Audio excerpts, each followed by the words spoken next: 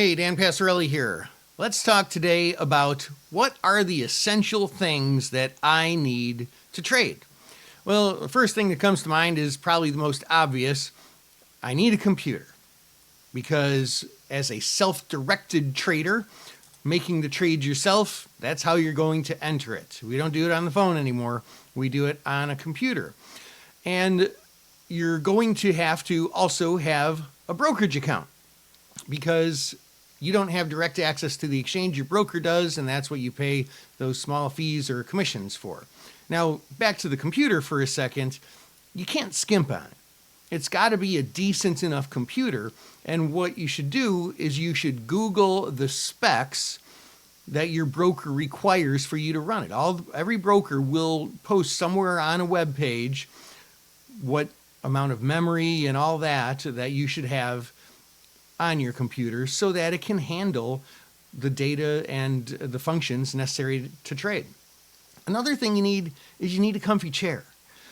Seems kind of silly, but you know what? If you have not a comfy chair, you're going to end up with back problems. And it literally is something you need to think about.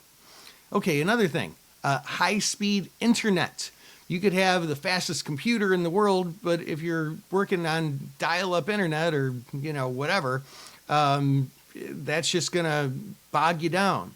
You need to be able to get that data straight from the exchange and not have the works get all muddled up and have it crash and all that.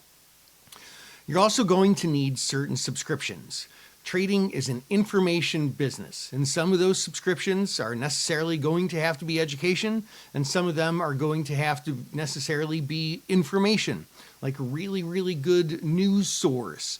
There's many different trading styles, and so I can't tell you exactly what education or what news feeds or anything you need. Only you can figure that out. Figure out what you want to trade, how you're going to trade it, and make sure that you have all the information that you need. That is the most important asset being a trader. In fact, it's even more important than the next one on my list, and that's money. In order to trade, if you want to make $1,000 a month or whatever, let's just say that's your goal. Well, if you're starting out with a $500 account, it's not going to work. You need to be well enough capitalized to reach the goals that you set for yourself. And one final thing that every trader really needs, and this is, I don't know if this is the easiest one or the hardest one, but a good frame of mind. I find that when I'm having a hard time and maybe not able to focus as well as I'd like to, or I'm in a bad mood, it's harder to trade.